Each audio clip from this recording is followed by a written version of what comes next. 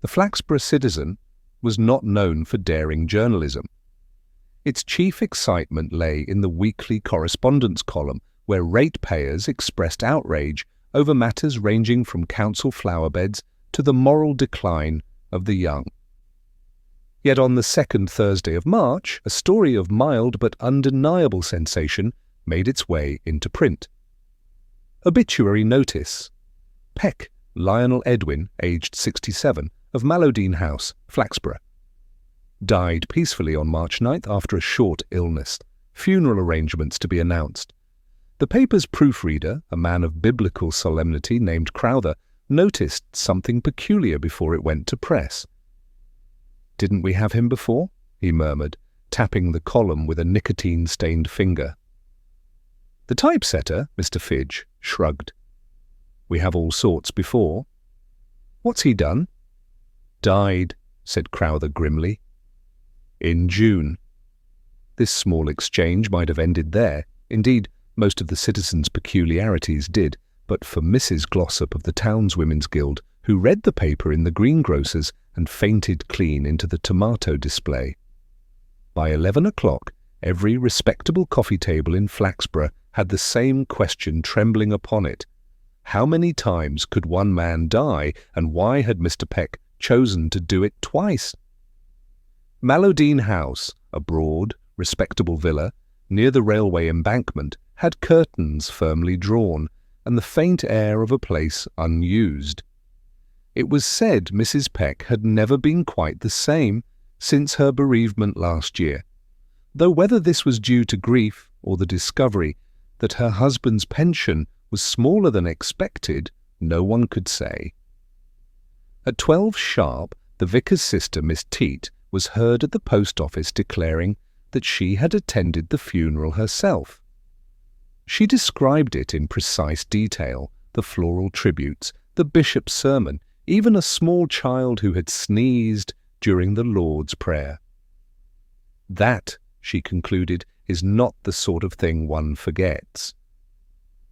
By tea time, however, 2 other citizens recalled that the day of Mr. Peck's funeral had been spoiled by rain, so fierce it ruined the church bunting, which, according to parish records, had in fact been used 3 months earlier for the coronation parade. Thus began a quiet civic disagreement over whether Mr. Peck had been buried, cremated, or perhaps mislaid. Inspector Pubright read the citizen's obituary while stirring his tea. He was not a man to hurry conclusions. Indeed, the idea of concluding anything at 9:30 in the morning seemed almost improper. He reached for his pen and drew a small circle around the name Lionel Edwin Peck. A second circle joined it, then a faint line, as though connecting one version of the man to another. "Twice," he murmured softly. "That seems extravagant." Sergeant Malley, who had entered with the day's reports, peered over his shoulder. "Something wrong, sir?" "Only with arithmetic," Pubright replied. "A gentleman appears to have exceeded his allowance of deaths." Malley frowned. "A printing error, perhaps?" "Or a repetition," said Pubright, laying the paper flat. "And in Flaxborough, Sergeant, repetition is rarely innocent." By afternoon, Mrs. Peck herself appeared at the police station. She was a tall woman of rigid tailoring and mournful gaze, whose hat conveyed grief more efficiently than her expression. "I simply don't understand it," she said, placing the newspaper on Purbright's desk as though it were evidence of personal betrayal. "I buried Lionel with my own eyes. Now they tell me he's gone and done it again." Pubright inclined his head sympathetically. "Did you happen to authorize this new notice, madam?" "Certainly not. I wouldn't dream of it. Why, people will think I'm deranged or, worse, attention-seeking." He nodded. "And you say the funeral occurred last June?" "Yes, at St. Ethelreda's. Reverend Blunt presided." Purbright's pen made a small, unobtrusive note. "Might I ask who handled the arrangements?" "Mr. Judd of the undertakers," she said promptly. though I did think it odd he couldn't recall whether Lionel wished for hymns or recorded music." "I see. And since then you've had no cause to doubt your husband's, permanence?" "None whatsoever," she said with faint asperity, "unless you count the insurance company's delay. But that's not death, that's bureaucracy." When she left, Pubright sat for a while, watching the dust drift through the office window. Outside, the town's clock chimed 2, though it had been 5 minutes slow for years. He thought of the notice, the careful phrasing, the calm repetition of peacefully, and after a short illness. Words chosen by someone who had read the first obituary and wished, perhaps, to recreate it. He folded the paper, slid it into his file marked oddments, and wrote in his quiet script, "Mr. Lionel Edwin Peck, deceased, deceased, again." Then he underlined it once, lightly. And with that modest act, the case of the gentleman who died twice began. The following morning, the Flaxborough Citizen's obituary column became the town's most discussed work of literature since the vicar's Advent sermon on moral hygiene. The difference was that this one had an element of suspense. At precisely 10:30, in the upper hall of the Women's Institute, the Thursday coffee morning convened with unusual punctuality. It was less a meeting than a ceremony of mild caffeine, ritual biscuits, and unlicensed speculation. Miss Edna Teat, the vicar's formidable sister, had arrived early and placed herself in moral command of the milk jug. Around her gathered Mrs. Glossop, Mrs. Humbleby, and Miss Fawkes, 3 of the most efficient gossips in Lincolnshire. "Have you heard," Miss Teat began, stirring her tea as if to set the tone, "that the Citizen has seen fit to kill poor Mr. Peck, eh?" "Second time?" Mrs. Glossop gasped. "Oh, Edna, surely not again. I distinctly remember him being quite dead last summer." "As do I," said Miss Teat, with the weary patience of one who remembers funerals as other people recall weddings. "I even brought a trifle to the widow's tea afterward, though she never so much as touched it." Miss Fawkes, whose eyesight was unreliable but whose curiosity was sharp, leaned forward. "You mean to say he's died twice? Can they do that sort of thing in Flaxborough? I should think the council would need to be informed." The mention of the council lent their conversation a faint thrill of bureaucracy. The women of Flaxborough trusted 2 things in life: that the Almighty had a plan, and that the borough council did not. Down the table, Mrs. Humbleby produced the morning paper, folded to the relevant column, and tapped the offending obituary. "There you are," she said triumphantly. "I showed it to my husband. He said it was probably an administrative oversight, though of what sort he couldn't say." "Mr. Humbleby works in the gas board," said Miss Teat coldly. "He would find everything an administrative oversight." "Well," said Mrs. Glossop, "I for one don't like it. It's disrespectful to the dead. Once is quite enough. Anything more feels showy." "I shouldn't be surprised," Miss Teat announced, "if the Citizen has mixed him up with someone else entirely. They do it all the time, you know. Last year they printed the death of a man who'd only gone to Bournemouth for his lumbago."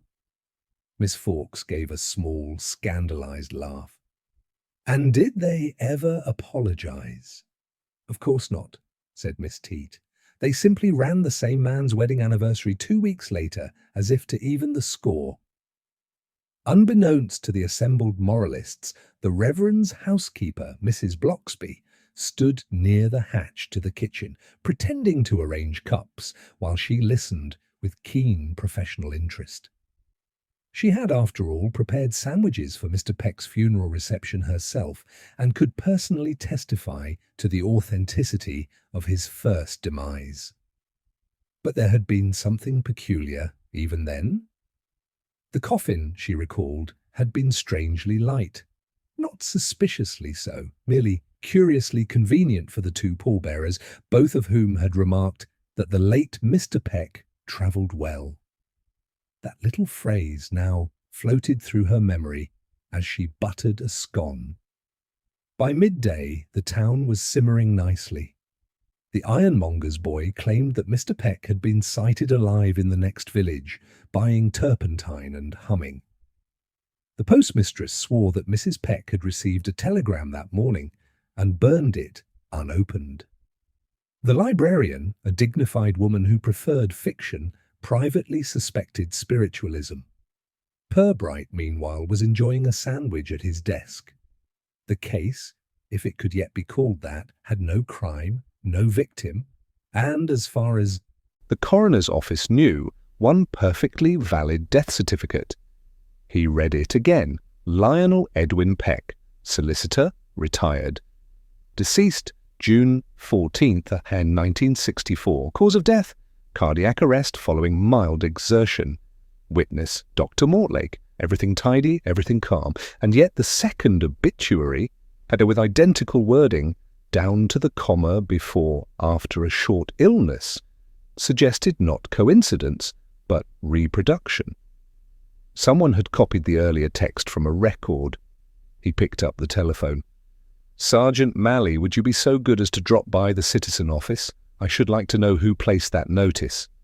Of course, sir. Shall I mention what it's about? Pubright smiled faintly. If you must, tell them it concerns the late Mr. Peck, but don't specify which one. The Flaxborough Citizen was housed above a stationery shop that sold far more envelopes than newspapers. Its editor, Mr. Liddell, greeted Sergeant Malley with the air of a man accustomed to being blamed for civic mysteries. I don't write the obituaries, Sergeant. The public does. I merely supply the punctuation. Who took this particular notice? Let's see. He rummaged through a tray of handwritten slips. Ah, yes, Miss Barrow. She does the Thursday shift. Said it came by telephone, paid in cash later that afternoon, by a lady in a veil. Sounded distressed. Distressed? Well, as much as one can, while dictating punctuation, said Mr. Liddell dryly. She insisted on the exact wording, said it had been used before. Malley raised an eyebrow. Used before? She knew that? So Miss Barrow says. And she also mentioned, Liddell added with relish, that the caller spoke as though she'd just remembered she was a widow. When the sergeant returned with his notes, Pubright was examining a small clipping from last year's paper. It matched perfectly, word for word, with the new obituary. He laid the two side by side and after a long moment tapped the signature line with his pen. Both paid for in cash, he murmured, and both signed Mrs. L.E. Peck. Malley scratched his head. Then the widow's lied, sir? Pubright smiled faintly. I wouldn't accuse her yet, Sergeant. In Flaxborough, people sometimes tell the truth accidentally. It's the lies they choose carefully. That evening, in the snug of the Anchor and Plough, two men debated the mystery over mild ale. I'll tell you what it is, said the first. Insurance. They never stop paying unless you remind them. Nonsense, replied his companion. He's run off. Happens all the time in novels. Well, this isn't a novel, the first retorted. It's Flaxborough. The second man sipped reflectively. Same difference, really. Back in his office, Inspector Pubright extinguished his lamp and glanced once more at the paper on his desk. Died peacefully, he said aloud, the words forming a small cloud in the still air. Let's hope he stays that way, at least until we know which piece he's at. He closed the file marked Peck, Lionel E., miscellaneous, leaned back, and let the darkness settle, content that the town's peculiar quiet would not last much longer. Inspector Pubright had always found that most crimes, when they occurred in Flaxborough, were best approached at walking pace. The town itself encouraged reflection, cobbled streets that curved unnecessarily, houses that seemed to have settled into their morals, and shop windows displaying a form of retail archaeology, tins and trinkets that had outlived the fashions of 3 reigns. So that Friday morning, he set out on foot. Sergeant Malley, still youthful enough to see walking as exercise rather than observation, followed half a step behind, notebook poised. "Are we visiting the widow first, sir?" "In due time, Sergeant," Pubright replied, "but one mustn't disturb grief without proper warning. It tends to rearrange itself inconveniently when provoked." Malley frowned, uncertain whether this was philosophy or procedure. Their first stop was Judd & Son Funeral Directors, Estura 1898, a building that looked exactly as it sounded. The window displayed a discreet photograph of a mahogany casket beside a large card reading "Dignity Assured." The junior partner, Mr. Neville Judd, emerged from behind a curtain smelling faintly of mothballs and disinfectant. "Ah, Inspector, terrible business this Peck affair," he said, as though death were an administrative mishap that had somehow escaped quality control. "You handled the late Mr. Peck's arrangements, I believe?" Mr. Judd adjusted his tie, visibly pleased to have his professional competence recognized. "Indeed we did, sir. Excellent client, very prompt payments. In advance, I might add." "Did you notice anything unusual about the proceedings?" "Only that Mrs. Peck preferred not to view the remains." "Not uncommon, of course, but she was rather firm about it. Said she wished to remember him as he had been." "Understandable," said Pubright mildly. "Did you see the body yourself?" Mr. Judd's fingers hesitated on his lapel. "Well, not in the usual way. The coffin came to us sealed from Dr. Mortlake's surgery. Certification attached. We were told not to tamper. Influenza precautions, you see." "Ah." Purbright's eyes brightened a fraction. "And yet the cause of death was listed as cardiac arrest." Yes, Judd stammered. "But one doesn't argue with doctors, Inspector, not unless one has a very large black bag and a Latin degree." Pubright smiled. "Quite." He thanked the undertaker with grave courtesy and stepped back into the crisp March air. Malley exhaled as though emerging from a crypt. "You think he's hiding something, sir?" "Only nerves," Pubright said. "The professional kind. Morticians spend their lives pretending death is tidy." Their next call was at the Flaxborough Citizen, where the editor, Mr. Liddell, had grown fond of the attention the case was bringing. He greeted Pubright as though welcoming a literary critic. "My obituary column," he said proudly, "has never had such readership. We might even sell out of page 4. "I'm sure Mr. Peck would be gratified," said Pubright dryly. "May I see the original copy of last June's notice?" Liddell produced a file thick with carbon paper and the faintly greasy odour of ancient ink. Pubright examined the sheet closely. The handwriting was neat, deliberate, and curiously free of emotional punctuation. No exclamation marks, no underlining. "Whoever wrote this," he murmured, "was in full possession of their grammar." The editor chuckled. "Ah, the widow, of course. She was a solicitor's wife. You'd expect legal precision even in bereavement." Pubright folded the page carefully. "Indeed. It's a tidy thing, grief on a ledger." At 12:30, Pubright dismissed Malley to fetch lunch and continued alone down the high street. He passed the draper's, the tobacconist, and the small lending library where Mrs. Glossop, the librarian, pretended not to gossip. She failed admirably. "Inspector," she called, fluttering out of the doorway like an escaping bookmark. "You'll never believe what I've heard." Pubright inclined his head politely. "I try never to, Mrs. Glossop. It helps me remain surprised." "But this is important. Mr. Peck borrowed a book only a fortnight before his death. Practical Accountancy for Gentlemen. I remember because he returned it late, which wasn't like him at all." "Returned it himself?" "Oh yes, perfectly alive and chatty. Said he was setting things straight at last." She leaned in conspiratorially. I thought he meant his conscience, but it could have been his books. Pubright thanked her, promised to mention it in his report, and walked on, thinking of debts, balances, and other matters that could make a man reconsider mortality. Mallowdean House stood at the edge of the town, behind a privet hedge trained with military precision. Mrs. Peck received the inspector in a drawing room that seemed to have been decorated in mild despair, dark furniture, heavily curtained windows, and a clock that ticked with the solemnity of a conscience. "I don't know what more I can tell you, Inspector," she began, her tone halfway between irritation and fatigue. "My husband is dead, and someone at that wretched paper has a cruel sense of humour."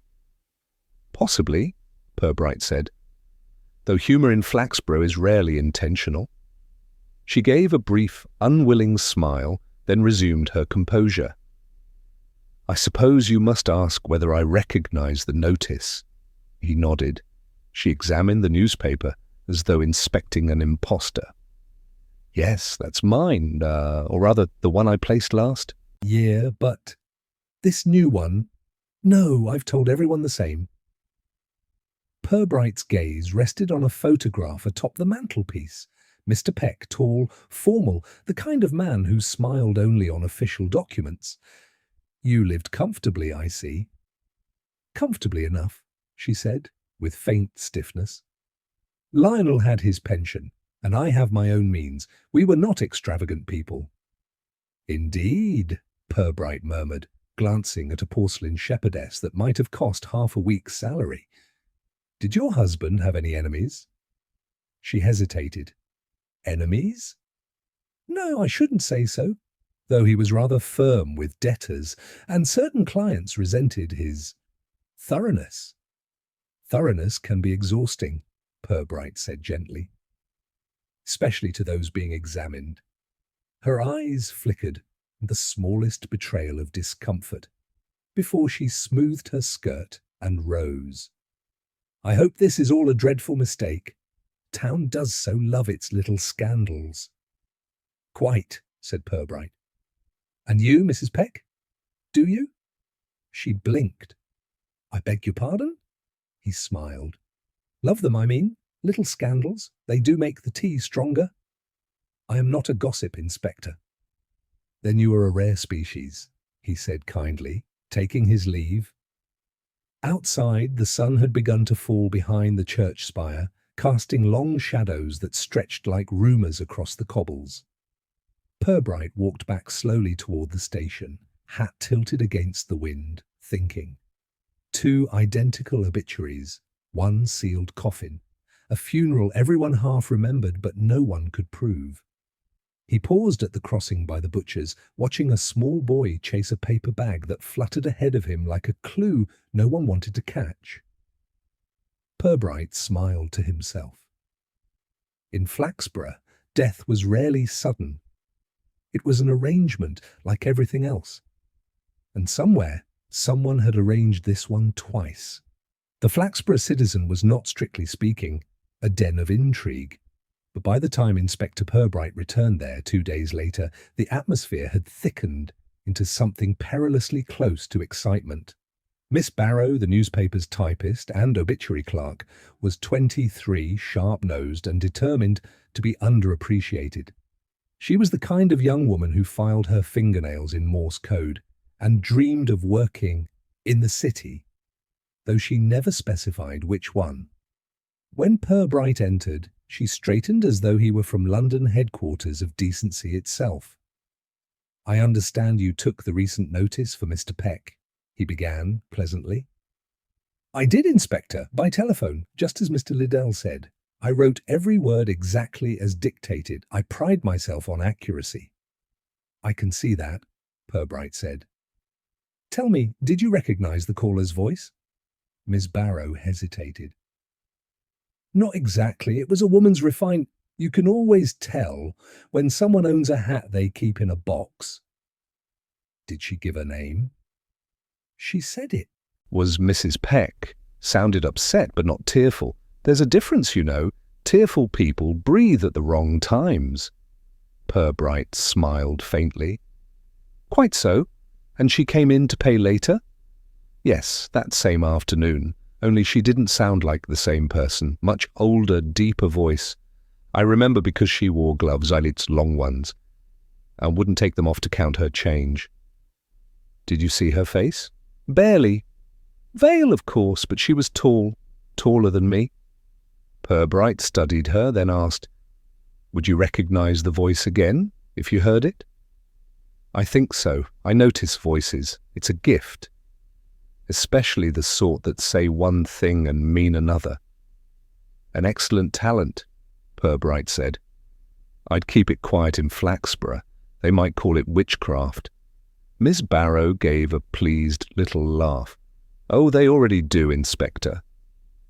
When Pubright returned to the station, Sergeant Malley was waiting with a sheaf of notes and the hopeful look of a man expecting clarity.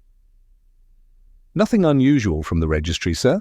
Mr. Peck's death was properly certified, properly filed, and properly forgotten. There's no record of exhumation, inquiry, or any second certificate. Pubright hung his hat on its accustomed peg. Good. We wouldn't want bureaucracy to start noticing itself. He sat, considering. Tell me, Malley, what's your impression of Mrs. Peck? Gracious, but sharp-edged, like a paper knife, sir. Looks harmless till you pick her up the wrong way. Apt, said Pubright. And her handwriting? Sorry, sir? The first obituary. It was handwritten. I wonder if she writes as carefully as she speaks. Malley frowned. You mean you think the first one wasn't hers? I mean, said Pubright gently, that handwriting, like grief, can be borrowed. That afternoon, Pubright requested the earlier obituary form from the citizens' files. He took it next to Mallowdene House, where Mrs. Peck received him again with the politeness of a woman convinced politeness could prevent truth. Inspector, she said, adjusting her pearl brooch. You're very diligent. I suppose someone must be. Only where arithmetic fails, Pubright replied. You see, we seem to have one too many obituaries. I thought you might help me subtract. Her eyes narrowed a fraction, but her tone remained smooth. I've already told you I only placed the one. I never saw that dreadful second version until you brought it. Pubright nodded and with mild ceremony laid a single sheet upon the tea-table. This is the form from your first notice. Is that your handwriting, madam? She adjusted her glasses, leaned forward, and studied it. A small silence bloomed, the kind that often precedes truth or invention.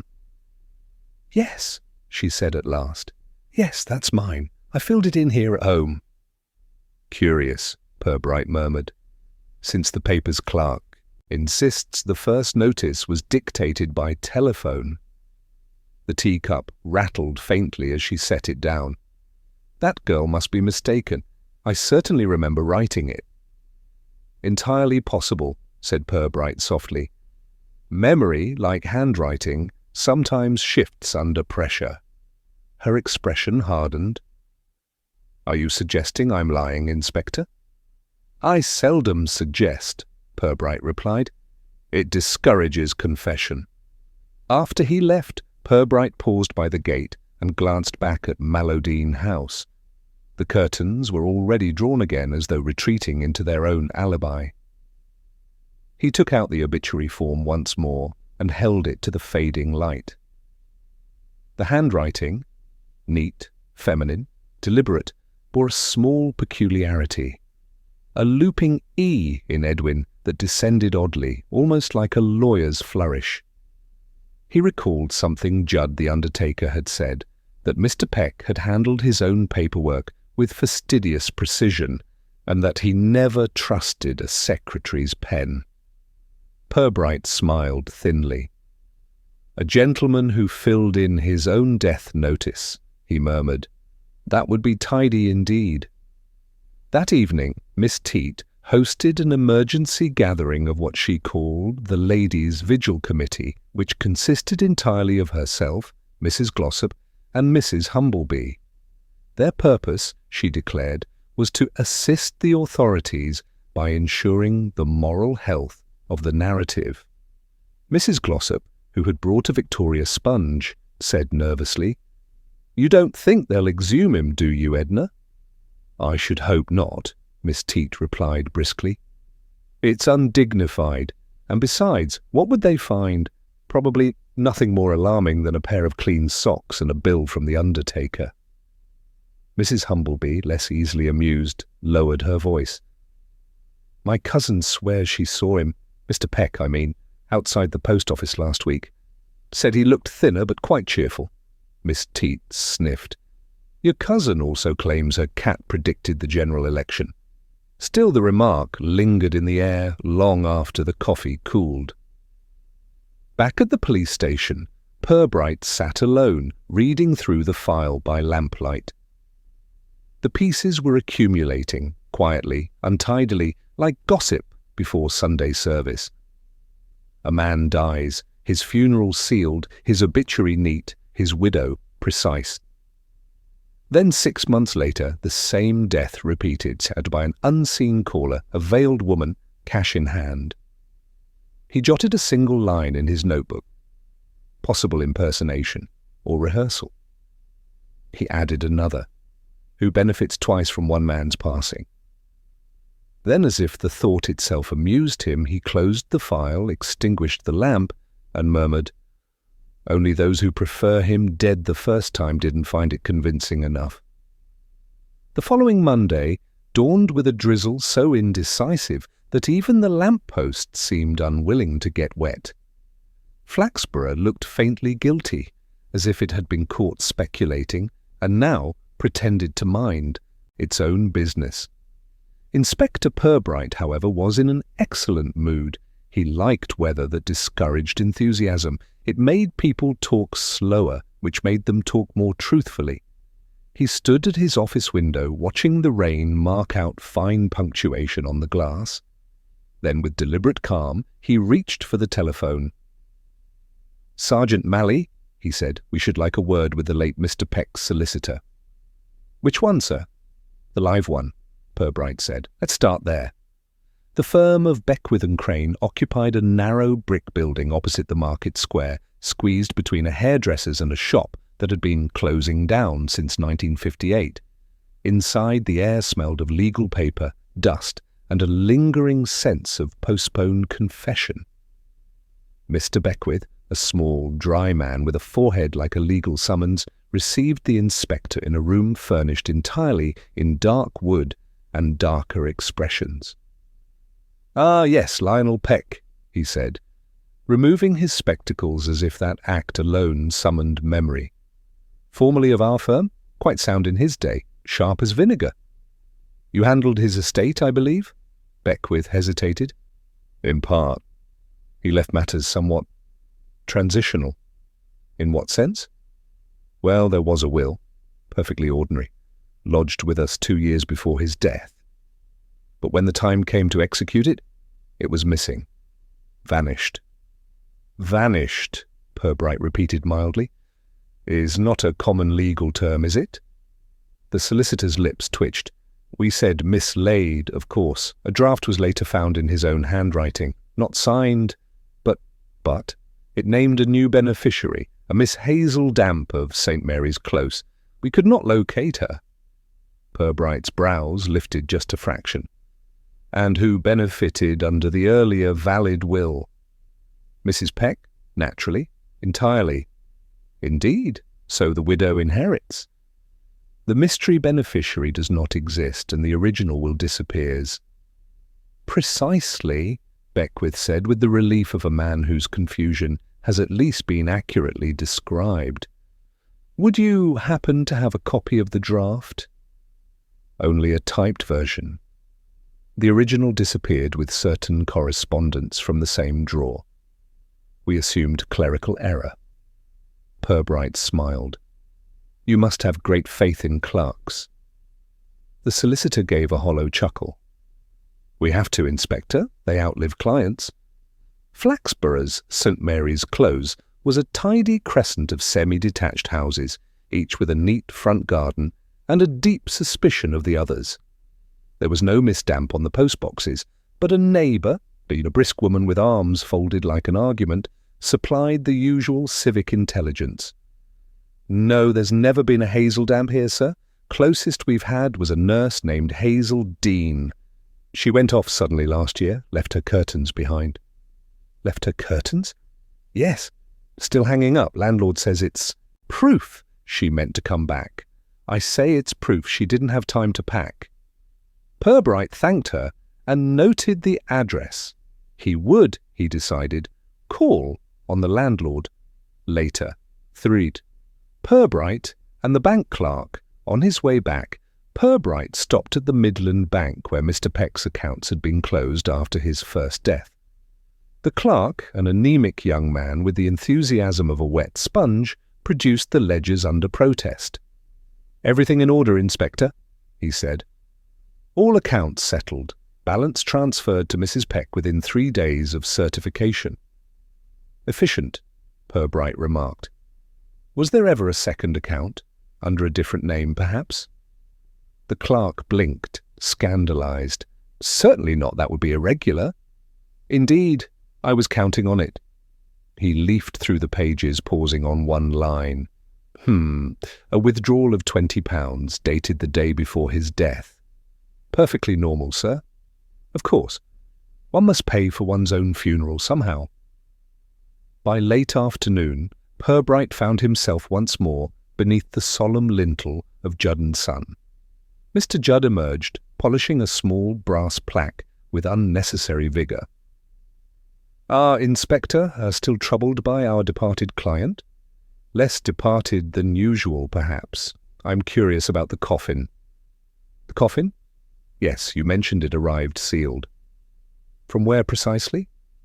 "Directly from Dr. Mortlake's surgery. His assistant brought it in a van. We were told Mr. Peck had succumbed suddenly at home. There was little time for formalities." "Indeed. Did you happen to see the body before it was sealed?" Judd hesitated. "Not personally. My father might have glanced, though I dare say he wouldn't notice a stranger if he were properly dressed for burial."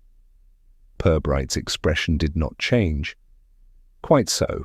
A good undertaker knows that resemblance is often good manners." That evening at Mallowdean House, Mrs. Peck received a visitor whose manner was less official than expected.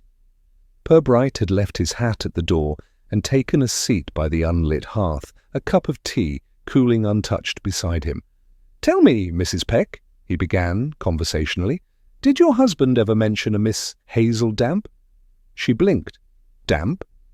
"Yes, unfortunate name, but memorable. She was to receive a modest legacy in a will that, inconveniently, disappeared." Her voice was steady. "I've never heard of such a person."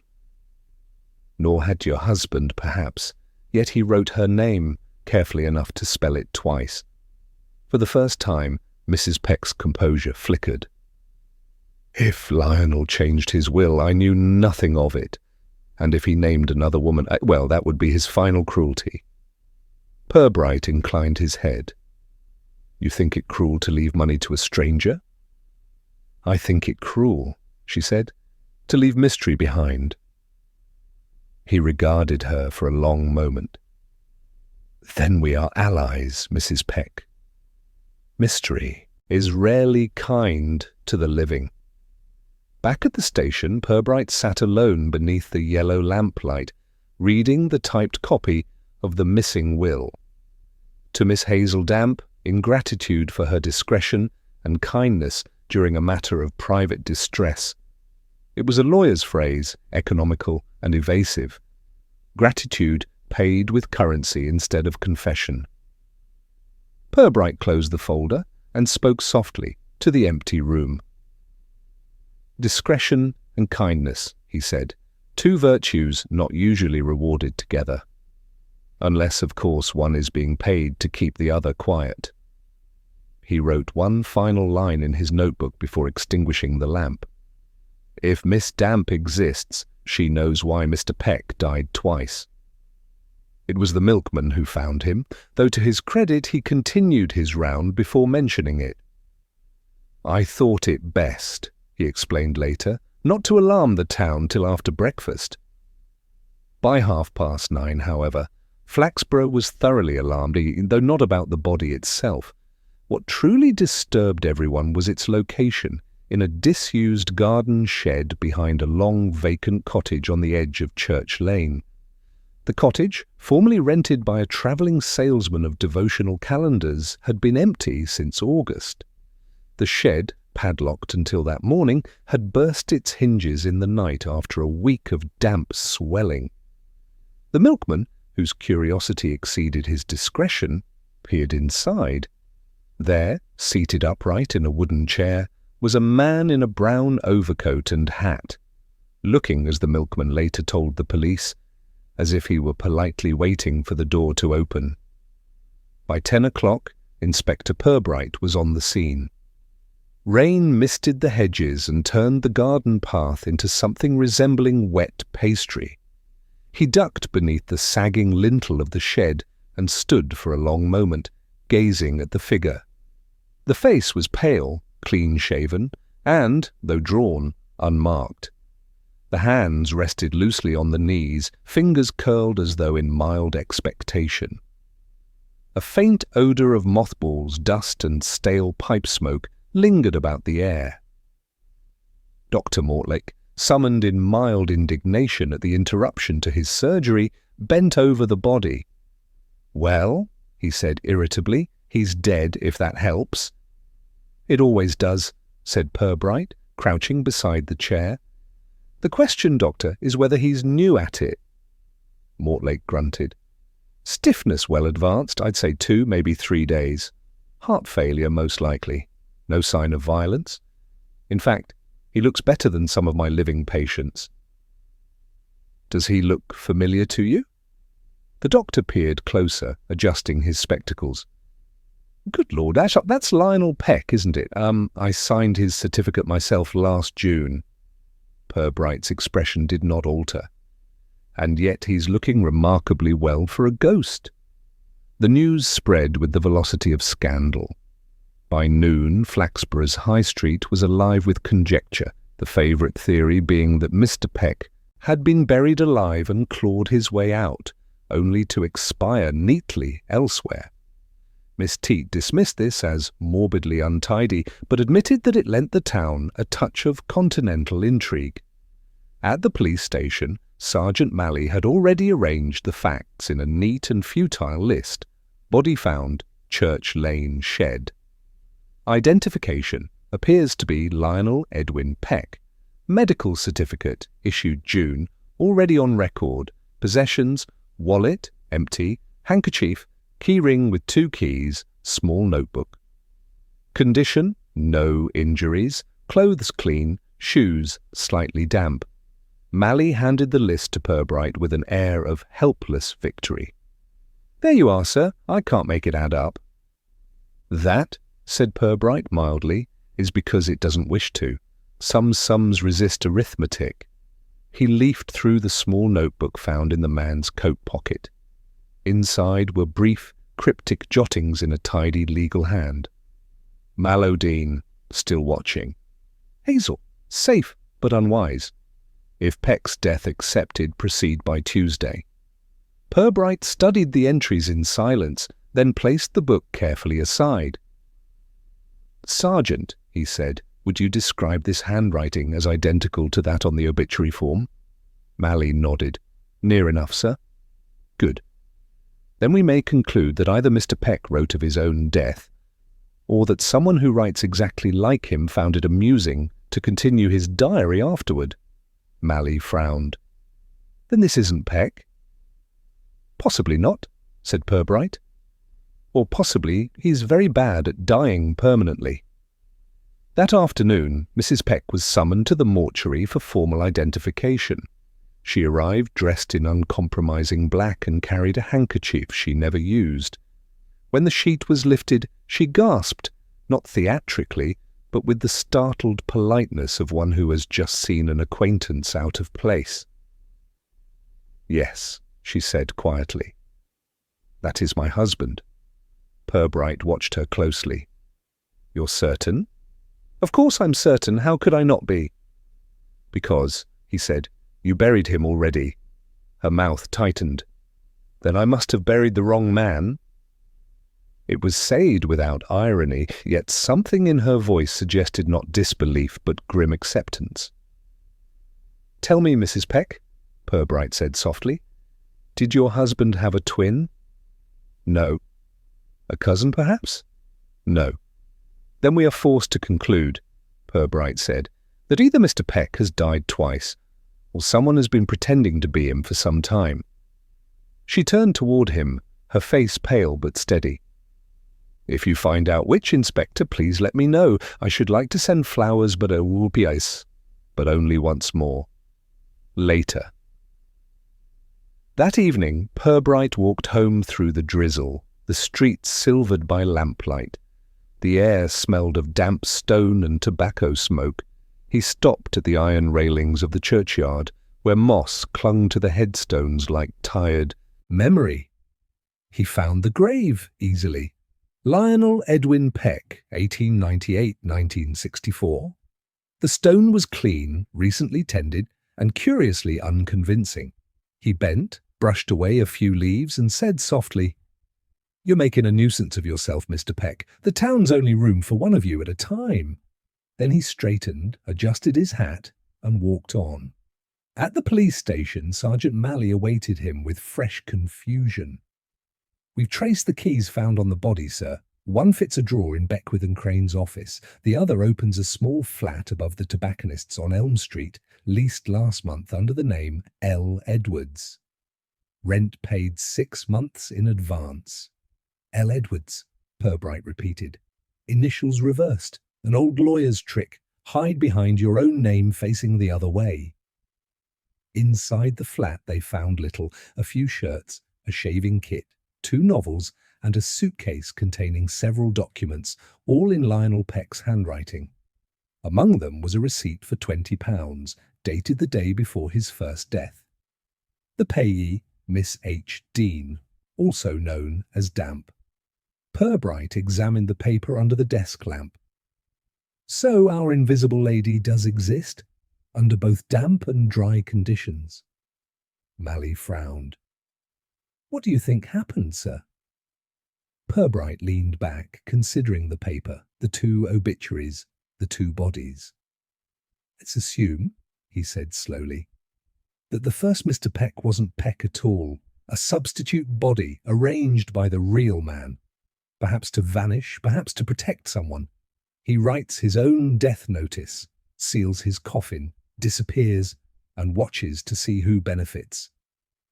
"And then?" "Then," said Pubright softly, "someone finds him before he can explain what he was testing."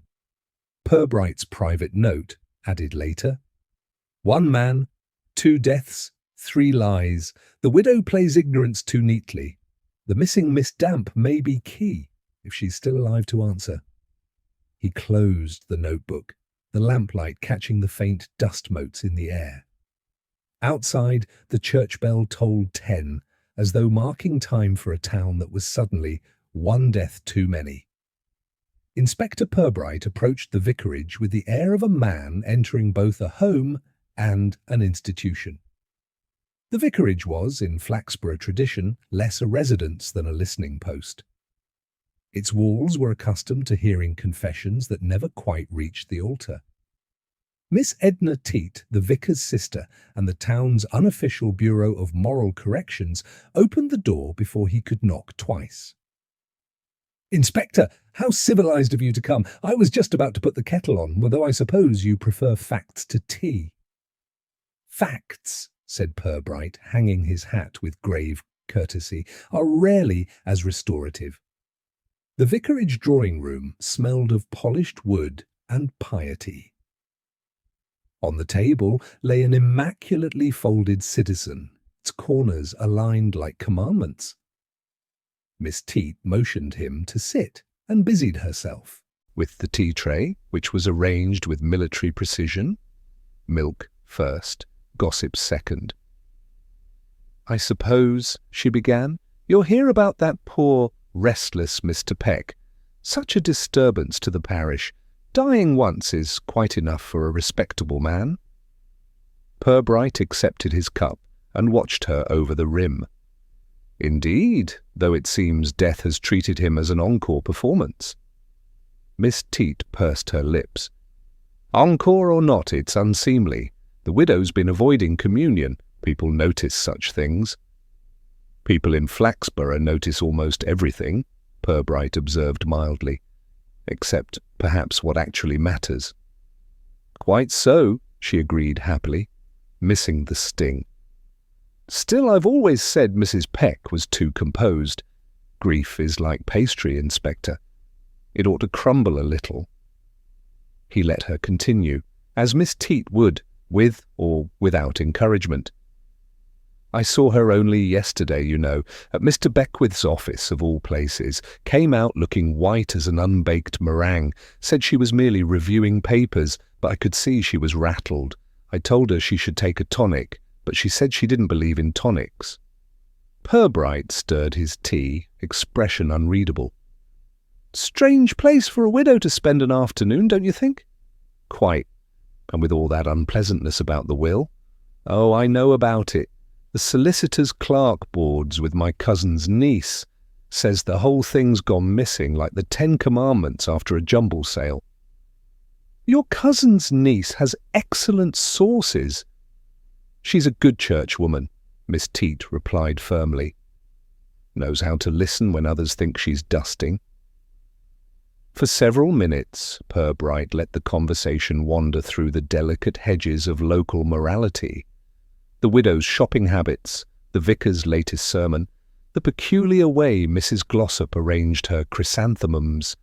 It was only when Miss Teet leaned closer, voice dropping into confidential delight, that the conversation became truly useful. "You'll think me fanciful," she said, "but I could swear I saw Mr. Peck myself. Just after Christmas it was, outside the post office. Looked rather thinner and not quite steady, if you understand me." Pubright set his cup down. "And you're sure it was him?" "My dear Inspector, I've known that man's walk since 1954, when he won the Parish Garden Prize. He always had a little outward turn of the left foot. No one imitates that, unless they've studied him intimately." "Did he see you?" "I believe so. He nodded, though in that distracted way men do when they don't wish to be cornered. I thought perhaps it was grief making me fanciful. But now," she gave a tiny, triumphant sigh, "now I'm vindicated." Purbright's tone was mild. "You didn't mention this to anyone?" "Certainly not. It's unkind to upset widows with resurrections." "Quite considerate," Pubright said. "And you're quite certain it was after his funeral?" "Positively. The post office had the Christmas stamps out. Snowmen and robins. I remarked at the time that the vicar disapproves of secular birds." He rose slowly, setting his cup on its saucer with deliberate care. "Miss T, you have been exceptionally helpful. You've confirmed what I've suspected." "Oh?" She straightened, visibly thrilled. "That there's mischief afoot?" "That, and something more subtle." He paused at the door. "Would you say Mrs. Peck knew her husband's handwriting?" "Of course. She corrected his letters for years. Terrible spelling, poor man." "Why?" Pubright smiled faintly. "Because the dead man wrote rather neatly." Miss Teet frowned, confused, but content to have been important. "Well, I do hope you'll find whoever's responsible for all this indecency, Inspector. The town's nerves can't take another death, not unless it's in proper order." "I'll do my best to keep mortality tidy," he said, and took his leave. The drizzle had stopped. The air was washed clean, sharp, with chimney smoke. Pubright walked slowly along the high street, thinking about Miss Teet's small, unguarded certainty. "I've known that man's walk since 1954. There were few things as reliable in Flaxborough as the accuracy of a gossip's memory when it came to other people's postures. If Peck had been seen alive after his supposed burial, then the body interred last June had belonged to someone else. And perhaps the same someone now lying once more in the mortuary, labelled Lionel Peck. It was the sort of confusion that appealed deeply to Purbright's sense of irony. The living impersonating the dead impersonating respectability. He stopped outside the tobacconist's on Elm Street, the flat that had been rented under the name L. Edwards. The sign in the window read, "Vacant again." A boy of about 10 was sweeping the step. "You the policeman?" he asked cheerfully. "Frequently," said Purbright. "Did the gentleman from the upstairs rooms leave anything behind?" The boy grinned. "Only a smell of pipe smoke and a tin of sardines. Mum says he was quiet but always reading the law books. Said he was writing a letter that had set things right." "Did you ever hear his name?" "Mr. Edwards, sir? Though Mum said he once answered to Peck when the postman got mixed up." Purbright thanked the boy, dropped a coin into his pocket, and walked on, a faint smile curling beneath his moustache. 3. Evening Report. That night in his office, Purbright reviewed his notes. Miss Teat cited Peck after his death. Flat rented as L. Edwards. Same man. Widow visiting solicitor again. Second body possibly substitute. He wrote one final line in his neat hand. 2 men, 1 face, or 1 man with 2 lives. Either way, only 1 wife benefits. Then he leaned back, looking out at the street lamps beyond the frosted glass, and murmured to himself, "In Flaxborough, even resurrection must be filed in triplicate." Morning in Flaxborough arrived the way it usually did, without enthusiasm, but with considerable detail. The air smelled faintly of damp newsprint and coal smoke. Over the post office, a clock ticked with the patient smugness of a town that had outlived most of its surprises. Inspector Purbright, however, had the look of a man expecting one. He sat in his office with an open ledger before him, an object which, to most people, represented boredom, but to him suggested character. Few things, in his experience, revealed human nature like the way people did sums. The ledger had arrived from the Borough Council that morning, with a note from the town treasurer apologising for a small irregularity in petty cash. It was precisely the kind of phrase that made Purbright's eyebrows rise half an inch. "Sergeant Malley," he said as his subordinate entered with 2 cups of tea, "I've always believed crime in Flaxborough begins not in dark alleys but in neat columns." Malley glanced at the open pages. "Looks like accounts to me, sir. Numbers, shillings, pence, the works. Indeed, observe here. Disbursements for minor legal fees, a series of payments marked Consult, L. Peck, Solicitor, Rettit." "Yes, sir. So?" Purbright turned the page. "Note the dates. The last payment is listed a fortnight after Mr. Peck's official death." Malley blinked. "That's impossible." "In Flaxborough, Sergeant," said Purbright mildly, "the impossible generally submits an expense claim." The borough treasurer, a thin man named Croxley, received Purbright with the anxious hospitality of one expecting an audit. "It's all frightfully minor, Inspector. Clerical confusion. You know how the junior staff are. Too many pencils, too few consciences." Purbright smiled. "I find consciences rather like ink. They fade if left uncapped."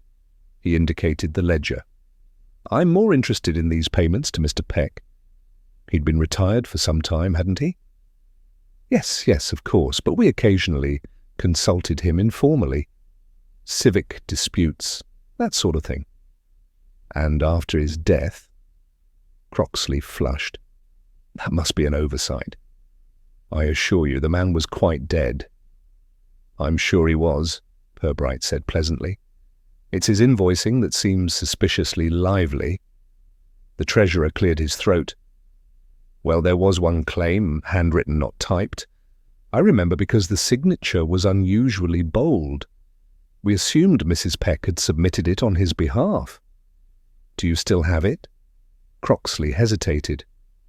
I believe so.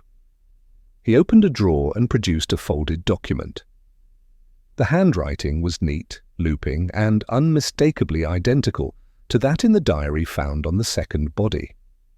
Pubright laid it flat, reading aloud, "For advisory services rendered, civic boundary review, 12 guineas, L.E. Peck." "Paid and receipted," Pubright noted softly. "By whom?" "The amount was collected in person. By a young woman, I think. Tall, dark hair. Signed the voucher, H. Dean." "Dean?" Pubright repeated. "Not Damp?"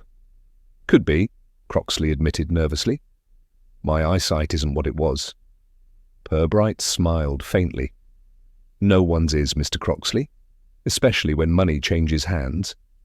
By afternoon, Pubright had tracked down Miss Hazeldene, or what was left of her in civic records. She had worked briefly at the council offices the previous year as a junior accounts clerk before resigning for personal reasons. Those personal reasons, the record suggested, included a sudden inheritance of £50 and a one-way ticket to Leeds. "She kept herself to herself," said Mrs. Perrott, the senior clerk, when questioned. "Polite, very tidy, but nervous. Used to bring her lunch in a handkerchief, never spoke of her family." "And when she left?" "Just gone one Monday morning. Desk cleared, key left behind, no forwarding address. I always said she'd got mixed up with a man. They always do eventually." "Always?" Pubright asked mildly. Mrs. Perrott sniffed. "In Flaxborough, yes." That evening, Pubright spread the collected documents across his desk. Obituary forms, will drafts, council vouchers. He drew connecting lines in pencil. Peck, Dean, Damp, Dean, council payments, after death, council, Beckwith office, missing will, Beckwith, Mrs. Peck, sole heir. The web looked untidy but promising. He leaned back, eyes half closed, and let the patterns form. If Hazel Dean, alias Damp, had been involved with Peck's financial dealings, she may have known something compromising, something worth hiding beneath legal respectability. If Peck had faked his death to protect her, the missing will made sense. It was both shield and confession. But if she had then begun collecting money in his name, perhaps his resurrection was less spiritual than strategic. He picked up the council voucher again. The signature at the bottom was slightly smudged. Beneath H. Dean was a faint second line, erased but visible under lamplight. "Received on behalf of L. Edwards." Pubright smiled. So our Mr. Peck had a helper, and helpers, like corpses, rarely stay quiet forever. At 9:30, as he was preparing to leave, the telephone rang. It was the manager of the Midland Bank speaking with the cautious tone of one who regrets honesty. "Inspector, I thought you should know, Waffy. The woman attempted to withdraw funds today from an account in the name of L. Edwards. Claimed to be his sister. I declined, of course, but she left in quite a hurry." "Describe her." "Mid-20s, dark coat, gloves, seemed anxious to be unobserved, said her name was Miss Dean." Pubright's eyes brightened faintly. "And which branch?" "Flaxborough, naturally, 10 minutes before closing." "Did she leave anything behind?" "Only this." The manager rustled paper. "A deposit slip, unsigned, amount £20. Pubright thanked him and replaced the receiver, smiling. "Sergeant," he said, "I think our Miss Dean has re-entered the story. Let's make sure she doesn't leave it a third time." V. Purbright's reflection. He walked home that night through mist and the faint hum of rain against the cobbles. The town was quiet, but its windows glowed with the warm deceit of normality. He found himself thinking of Peck, a man who had tried to tidy up life the way he'd tidied his ledgers, and ended tangled in both. Human beings, Pubright murmured to himself, never balance as neatly as accounts. He thought of Hazel Dean, young, clever, cautious, and wondered if she'd learned that lesson yet. The sixth note, filed later. Hazel Dean and Hazel Damp, possibly accomplice, possibly pawn, Peck's false death financed by council funds disguised as legal fees, second death, silence enforced, Mrs. Peck's composure increasingly unconvincing. Pubright underlined the last line twice, capped his pen, and sat for a while in the deepening quiet. Outside, the church bell marked 10 o'clock with patient finality, as though reminding the town that time, like truth, was eventually exact. Inspector Pubright never claimed to enjoy thinking, but he did it frequently and rather well. It wasn't that he liked puzzles, he merely disliked leaving them unfinished. In his view, truth was less a revelation than an act of tidying, best done gently, with a duster rather than a broom. That Thursday evening he sat in his office long after the others had gone, the lamplight turning the papers on his desk to shades of amber and bone. Rain tapped softly at the window, the kind of English drizzle that never quite commits to being weather. He opened his notebook and reread the list of names that now circled each other like polite suspects at a tea dance. Lionel Peck, solicitor, twice deceased. Hazel Dean, Damp, vanished clerk, last seen impersonating Peck's heir. Mrs. Peck, widow, too calm by half. Beckwith, cautious solicitor with a missing will. Council payments, still leaking ghostly cheques. Each, in Purbright's mind, held a piece of something larger, though he had not yet decided whether that something was a crime or merely human foolishness with legal trimmings.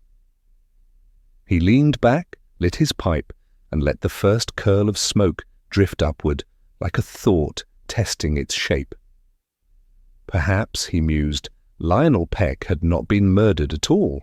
Perhaps he had simply been rearranged by circumstance, vanity, or sentiment.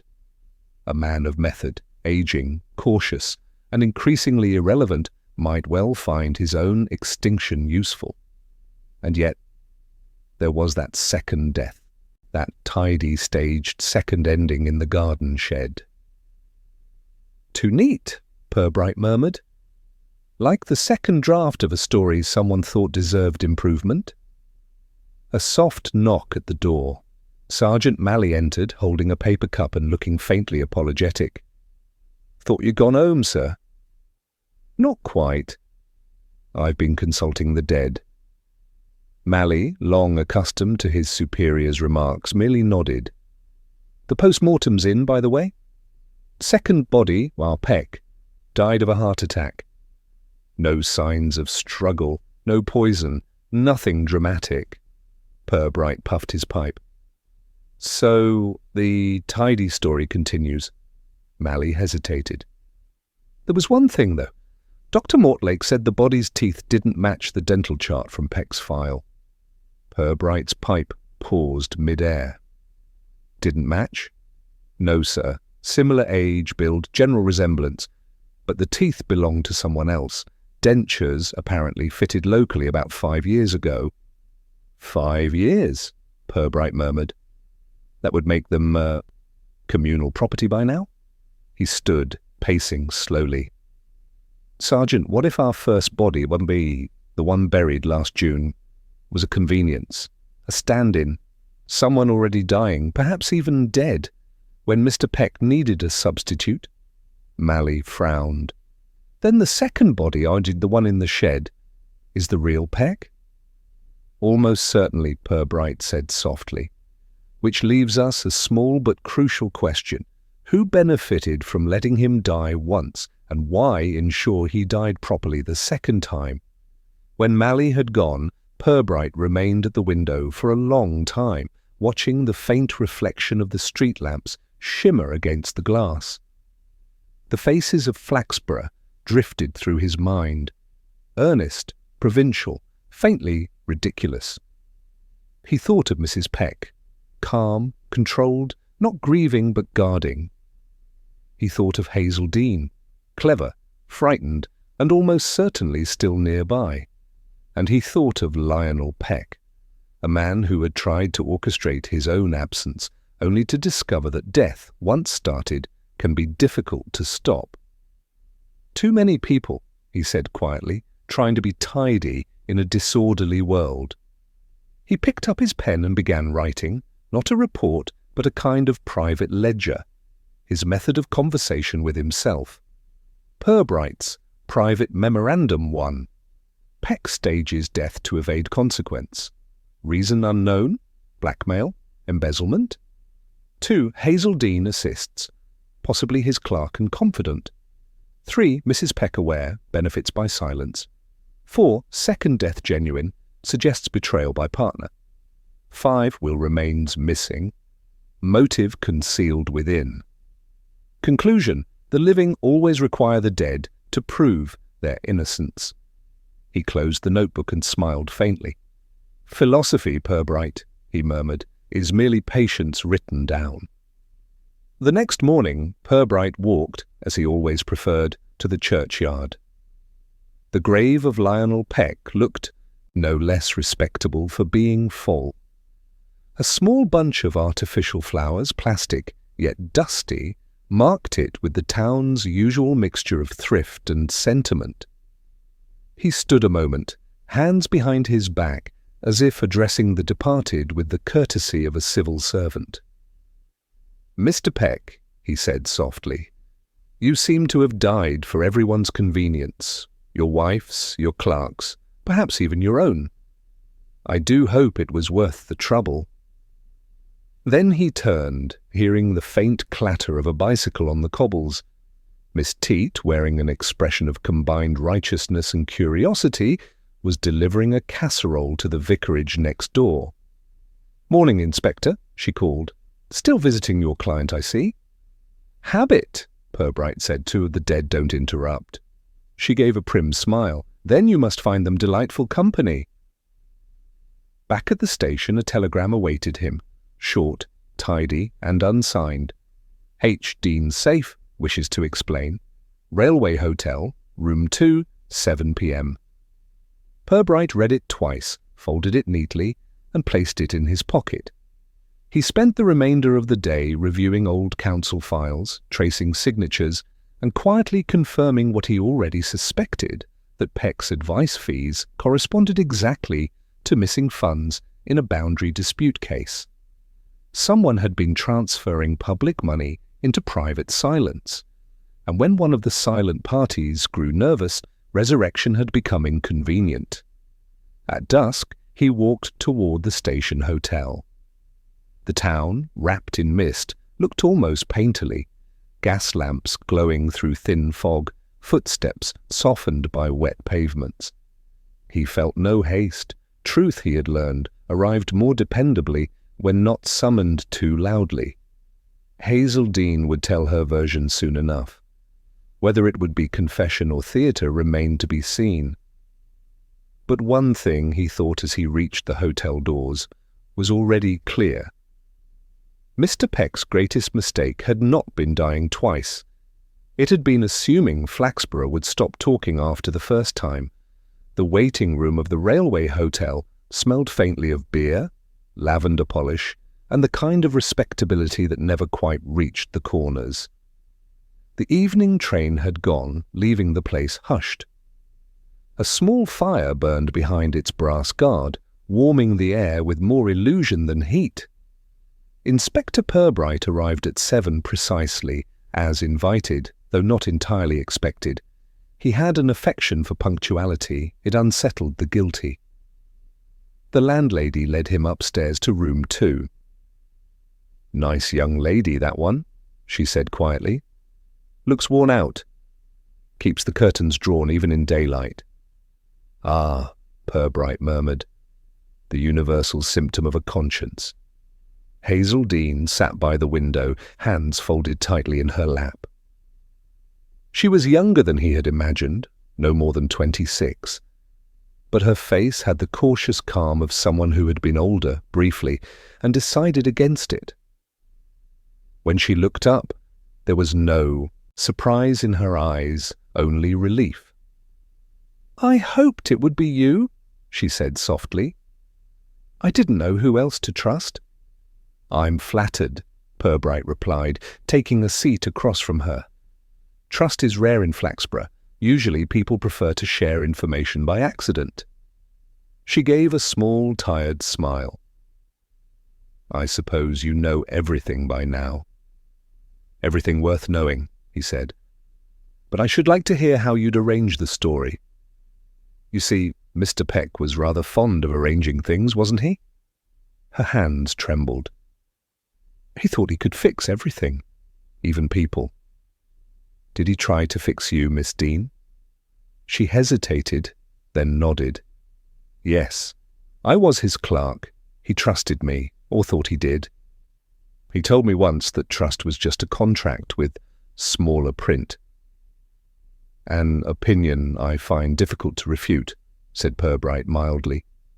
She began slowly, as though the words had been waiting for months.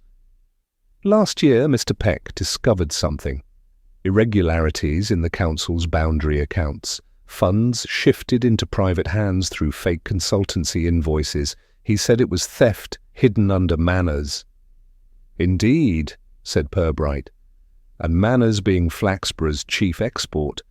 That was quite a revelation." "He wanted to expose it," she went on, "but then he realized he couldn't. He'd signed some of the papers himself years earlier before retirement. They'd used his name to keep the payments quiet. If he spoke up, he'd be ruined too."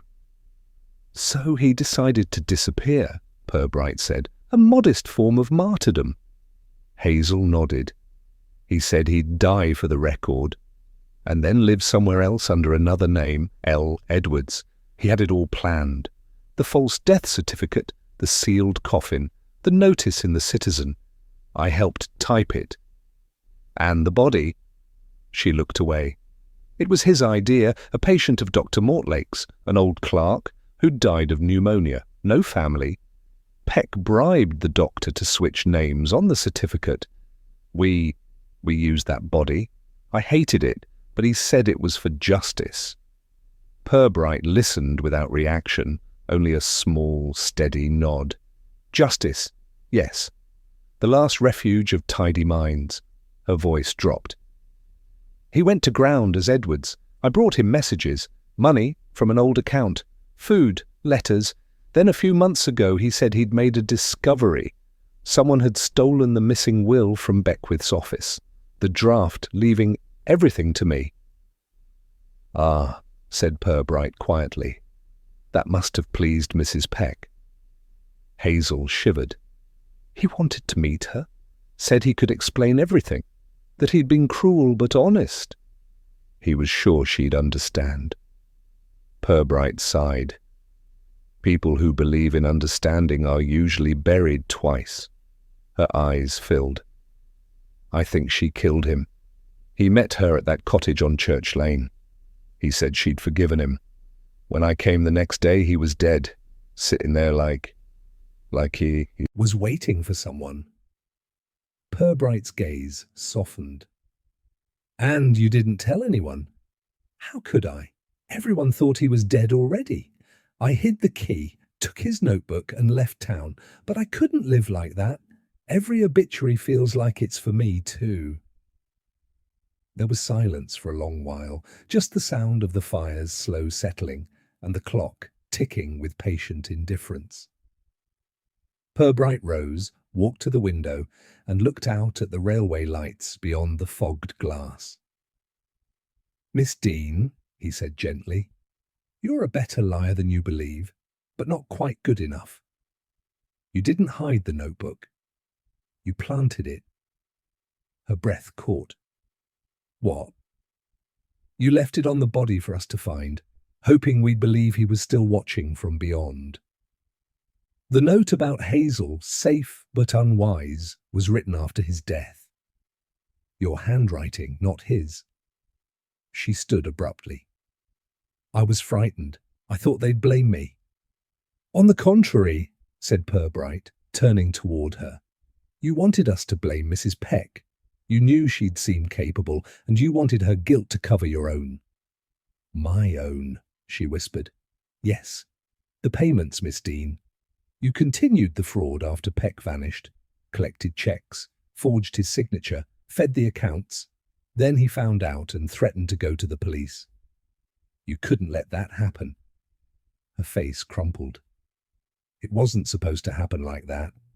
I only wanted to live properly. I thought if he stayed dead, no one would suffer. Except, Pubright said quietly, Mr. Peck.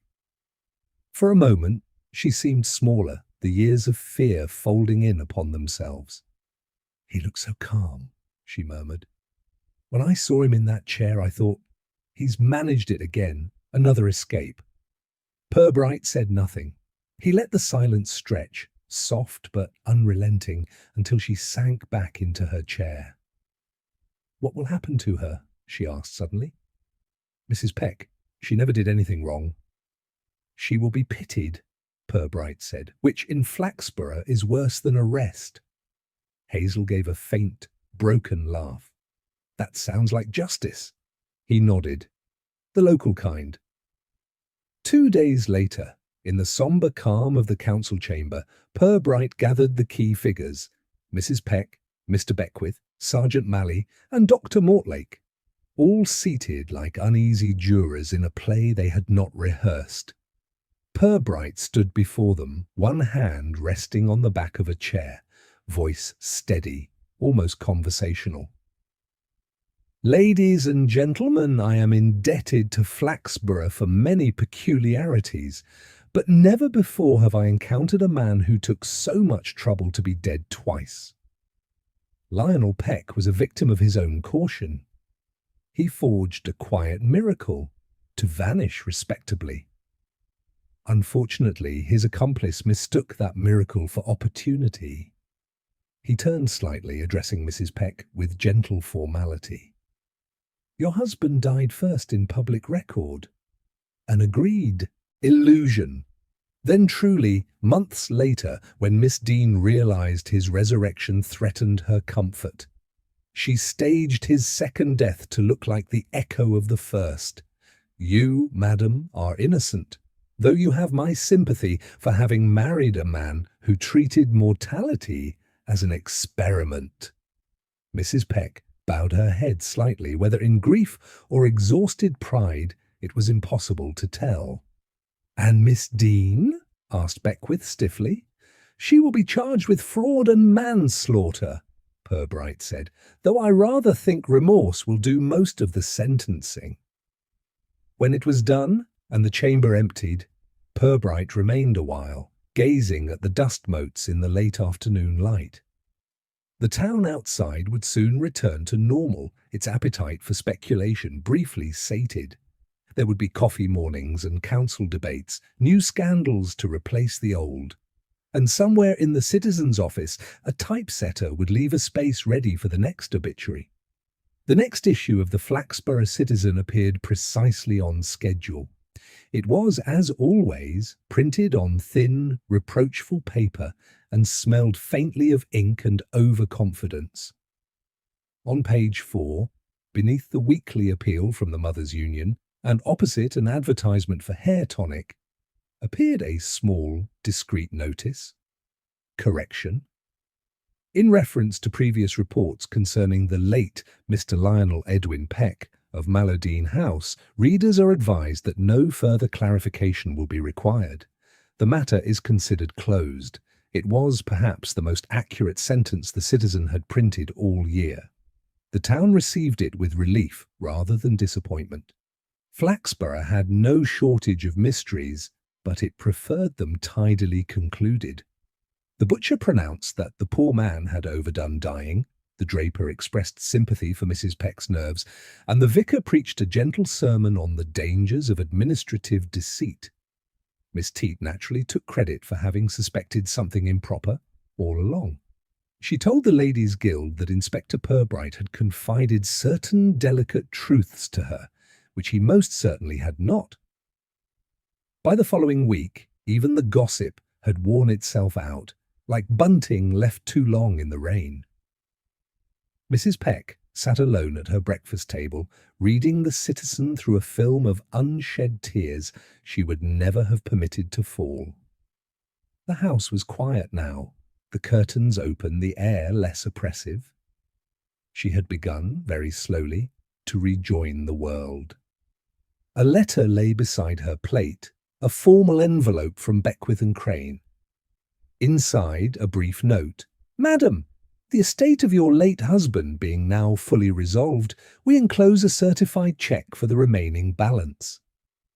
Please accept our compliments and our regret that the law must tidy what affection could not." She read it twice, folded it neatly, and set it aside. For the first time in many months, she felt something resembling peace, though she would not have recognized it as such. At the county prison, Hazel Dean was quiet. She answered questions politely, showed remorse with sincerity, and spoke of Mr. Peck not as her victim, but as her mistake. Pubright, who visited her once before the hearing, found her sitting by a narrow window, tracing raindrops with her finger as though they were punctuation marks on a page. "I never meant him harm," she said softly. "I thought he was helping me, but he only taught me how to hide." "You're not the first," Pubright replied gently. "The world is full of people who mistake concealment for safety." She looked at him steadily. "Do you believe in redemption, Inspector?" "In moderation," he said. "Too much of it encourages repetition." She smiled faintly, and for a moment he saw in her the capable clerk she might have remained, had she chosen honesty over imagination. When he left, she thanked him, though for what neither of them could have said. Back at his office, Pubright resumed his usual battle with paperwork, a contest fought with pen, pipe smoke, and unhurried irony. On his desk lay a fresh batch of memoranda, missing bicycles, an indecent postcard complaint, a report of chickens trespassing on civic property. Sergeant Malley entered with 2 cups of tea. "All quiet again, sir?" "As quiet," Pubright said, "as a conscience recently laundered." "Never seen you lose sleep over a case," Malley said. "You always look like you expected it to happen." "That's because I usually do," Pubright replied. "In Flaxborough, the unexpected is highly predictable." Malley grinned. "You think we've had the last of Peck?" "Undoubtedly," said Pubright. "He's contributed more than enough to our administrative records. Still, one must admire the man's persistence. Most people manage death only once." That afternoon brought one final epilogue, in the form of Miss Edna Teat, armed with a basket of ecclesiastical scones and her usual sense of divine purpose. "Inspector," she began, settling herself without invitation, "I thought you'd like to know that we're forming a memorial committee for Mr. Peck. Something tasteful, perhaps a plaque. I'm proposing the inscription, 'He served the town twice.'" Pubright regarded her kindly. "An excellent idea, Miss Teat, though you might consider adding 'unnecessarily.'" She blinked, uncertain whether he was approving or mocking her. "You're a very strange man, Inspector." "On the contrary," he said, "I merely live in a strange town." She sighed, stood, and gathered her basket. "Well, I suppose everything's back to normal." "Yes," Pubright said, glancing toward the window, where a mild drizzle had begun again. "As normal as we can stand it." V. Evening Reflections. When evening came, the office emptied, leaving only the steady tick of the wall clock and the faint hum of streetlights outside. Pubright lit his pipe, leaned back, and reviewed the case file one last time before sealing it. The label read, in his careful hand, "Peck, Lionel, deceased, both occasions." He smiled. Administrative clarity at last. Then, almost as an afterthought, he opened his notebook and added a brief postscript. "Some men die for convenience, others for truth. In Flaxborough, it's usually by arrangement." He closed the cover gently. As Pubright left the station, the town lay wrapped in its usual dusk. Lamps glowing through mist, the sound of distant church bells, soft and slow. He walked toward the square, passing the citizen office, where through the window he could see Mr. Liddell proofing the next edition.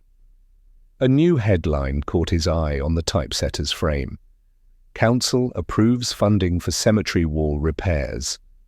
Pubright smiled faintly. Appropriate, he murmured. Flaxborough likes its boundaries intact. He stood for a moment, listening to the quiet heartbeat of the town, the rumour of footsteps, the faint clatter of a distant pub door, the eternal murmur of small lives continuing exactly as before. Then he turned his collar against the wind, walked home along the cobbles, and disappeared, as always, into the mild English night.